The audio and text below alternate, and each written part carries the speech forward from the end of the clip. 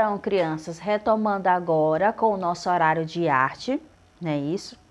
Então, eu optei por diminuir um pouquinho, como eu já citei a vocês, o horário de ensino religioso, devido ao nosso livro de arte ser um livro muito extenso para um único horário. E aí, o que nós precisamos fazer hoje? Precisamos fechar este capítulo 1.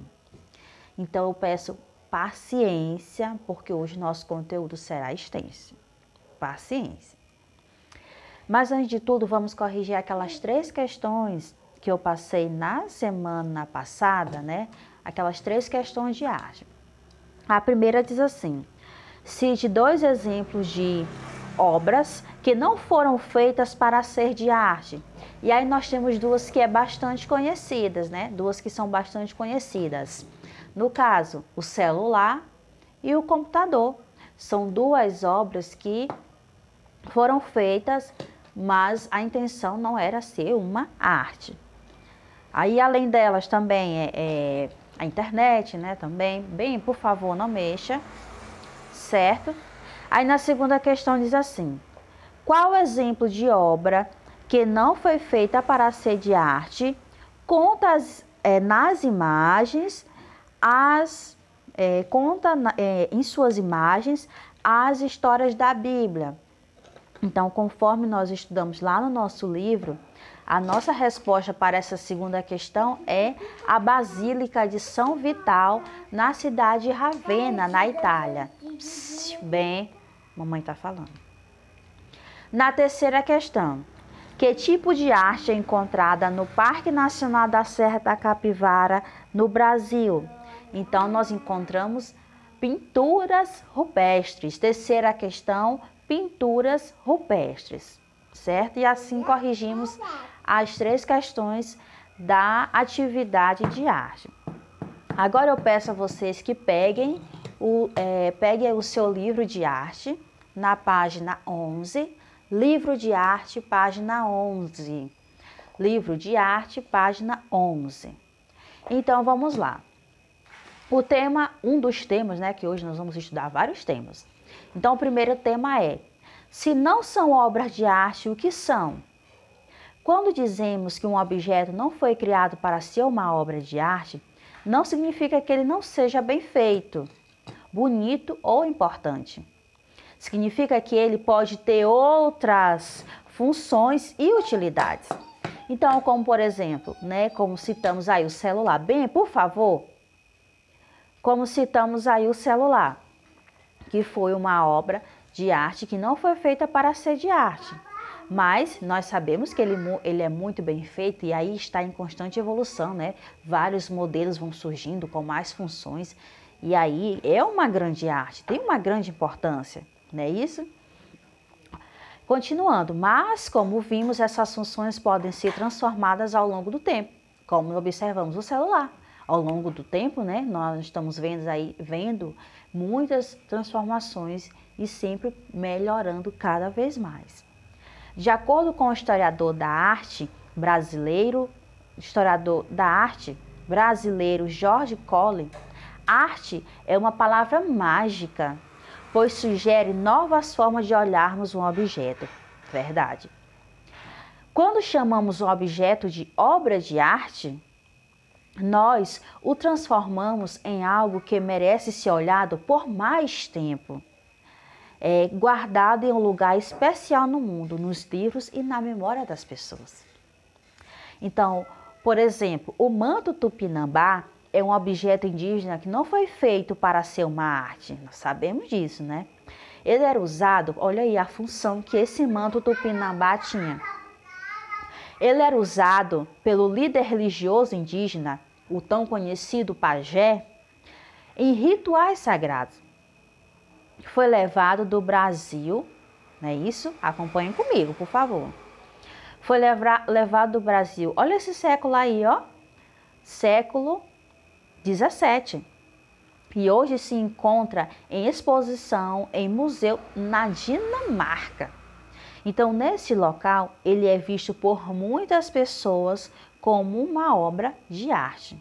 Então, percebem, o manto tupinambá ele não foi feito para ser considerado uma obra de arte. Vocês viram que ele era um artefato, vamos dizer assim, para fins religiosos. Mas por ser uma grande obra de arte, né, algo bem diferente, é isso? Então hoje ele se encontra exposto na Dinamarca. E hoje sim é considerado uma obra de arte, certo? Então vamos ler esse quadrinho aí e entender o que é um historiador da arte, né? O que é que faz um historiador da arte? Então, um historiador da arte é uma pessoa que estuda e trabalha com a história das obras de arte. Olha que legal. É como um detetive, né? Você sabe, né? Um detetive, ele é pago para realizar uma grande investigação sobre algo. Então, o historiador da arte é isso. Digamos que ele é um detetive da arte. Então, o que é que ele faz? Ele procura as informações sobre a época e o local em que a obra foi feita, os materiais que foram utilizados nessa obra, o modo como essa obra foi feita, o que a obra significa, não é isso? Para quem produziu, se a obra transformou-se ao longo do tempo e se há outras obras parecidas com aquela.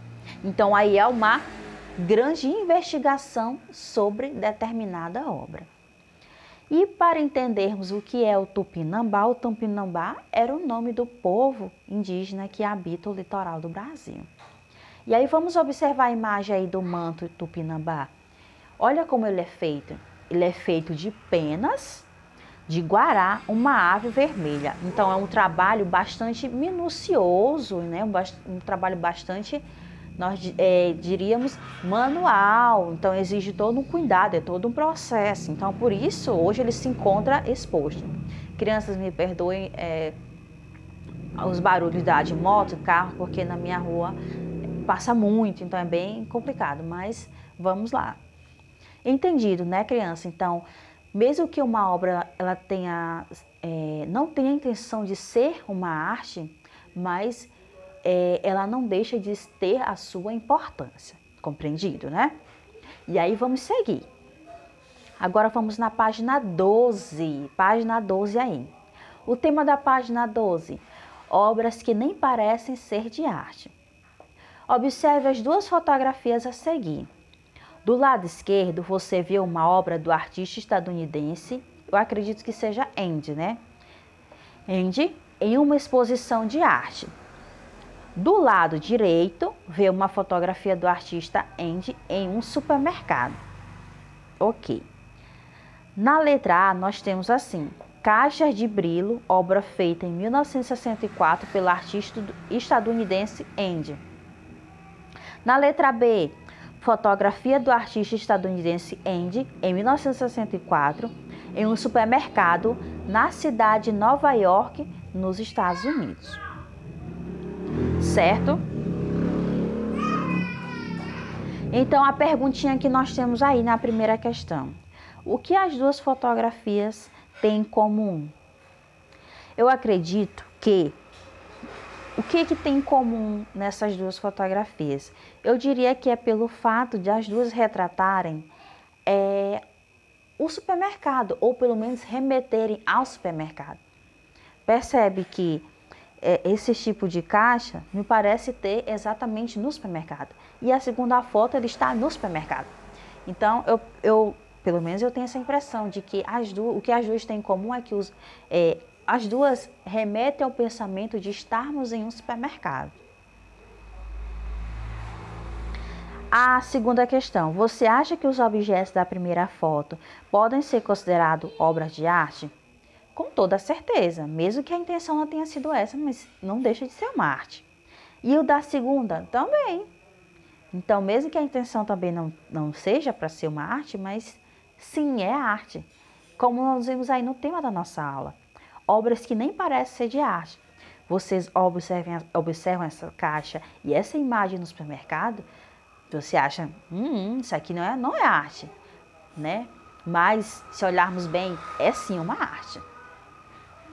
Prosseguindo, página 13. As obras de arte exibidas nos museus nem sempre parecem com obras de arte. É o caso de muitas obras do artista francês acredito que seja Marcel Duchamp. Ele produziu vários trabalhos questionando o que fazia uma obra ser considerada de arte. Olha que interessante, né? Esse questionamento dele. As obras dele não tinha a intenção, as obras que ele produzia, nem sempre o intuito era esse, de ser uma obra de arte. E o que ele gostava de instigar em suas obras era justamente isso, o que faz uma obra ser considerada de arte. Em 1917, ele fez uma brincadeira, né, que se transformou em uma das obras de arte mais conhecidas do mundo. O artista escreveu uma obra muito curiosa para participar de uma exposição de arte organizada pela Associação de Artistas Independentes de Nova York, nos Estados Unidos. Como era um dos membros da associação, ele usou um nome falso para não ser reconhecido. Então, ele tinha lá uma obra e aí ele desejou que essa obra fosse exposta.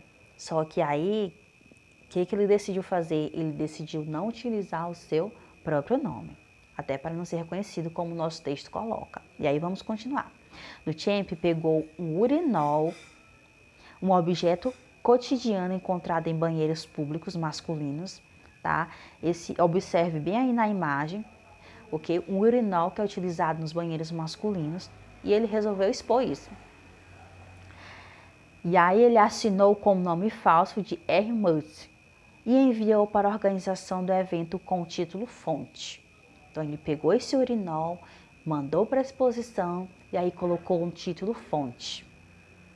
A organização da exposição achava que um urinol era um objeto muito útil na vida cotidiana, mas não tinha um lugar em uma exposição de arte. Olha aí, olha só.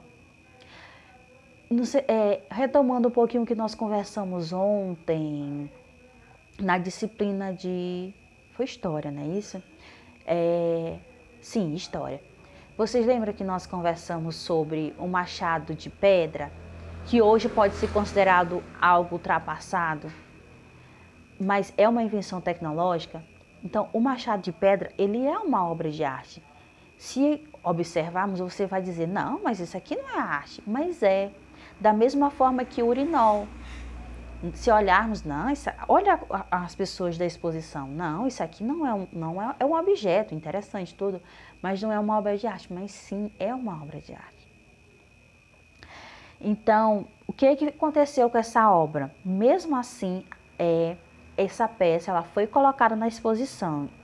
E aí, o que as pessoas, né, que estavam à frente da exposição fizeram?